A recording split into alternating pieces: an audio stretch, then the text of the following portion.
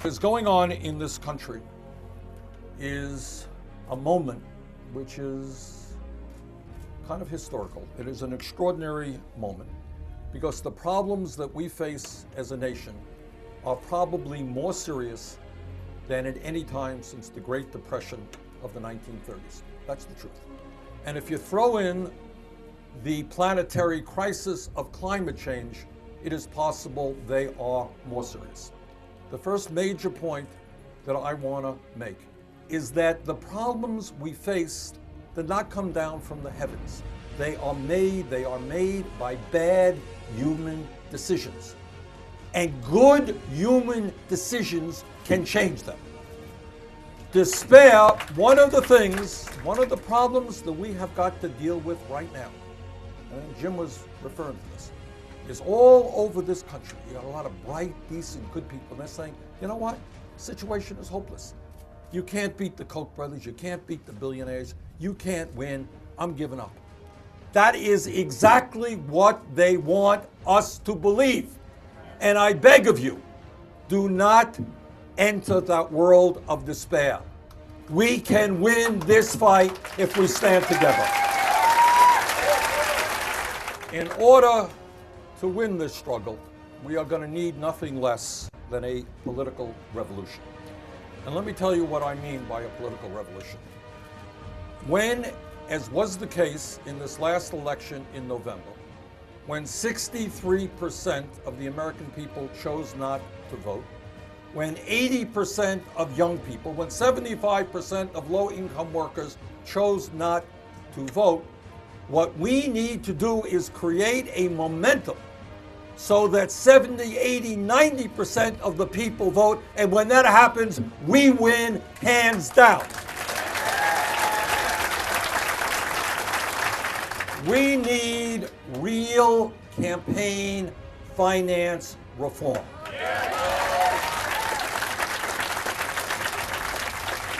Because at the end of the day, whether you're concerned about jobs or wages or health care or education or climate change, we are not going to go where we have to go so long as a handful of billionaires are capable of purchasing the United States government.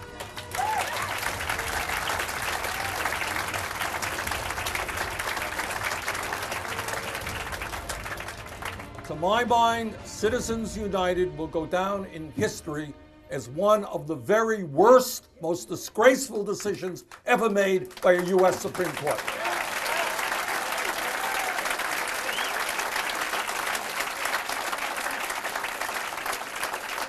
We have got to, through a constitutional amendment, overturn Citizens United. We need a Disclosure Act immediately, which will be some help. It will mean that when Charles and David Koch put their ugly 30-second ads on television, their pretty faces are going to have to be there telling the American people they approve of those ads.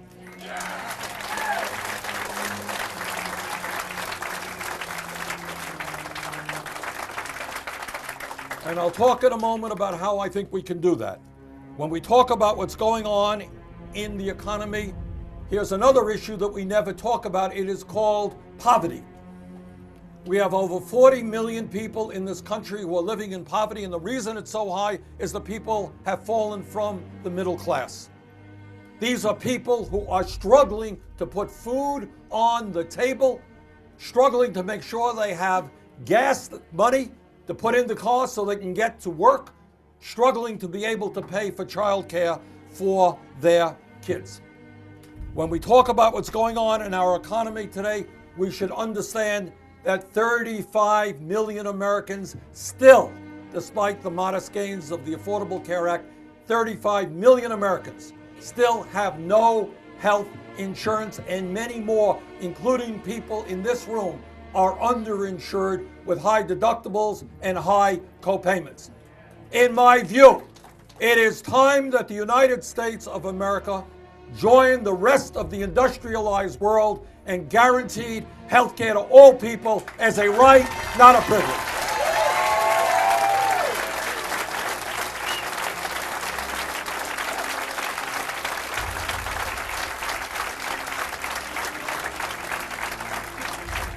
And when you talk about healthcare, it's important that everybody understand this.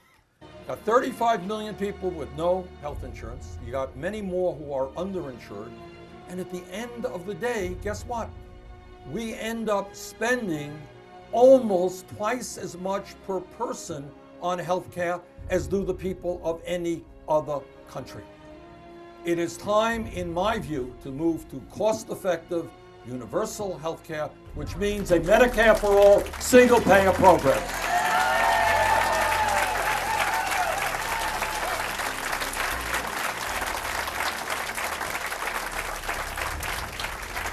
When we talk about the economy, understand that since 1999, the median middle-class family, that family right in the middle of the American economy, has seen its income go down by almost $5,000 after adjusting for inflation.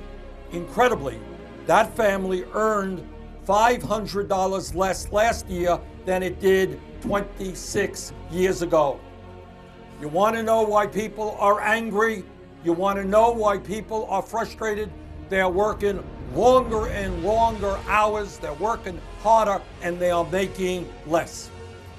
Typical, the median male worker, that guy right in the middle of the American economy in inflation-adjusted dollars, made $783 less last year than he did 42 years ago, and that median woman worker earned $1,300 less last year than she did in 2007.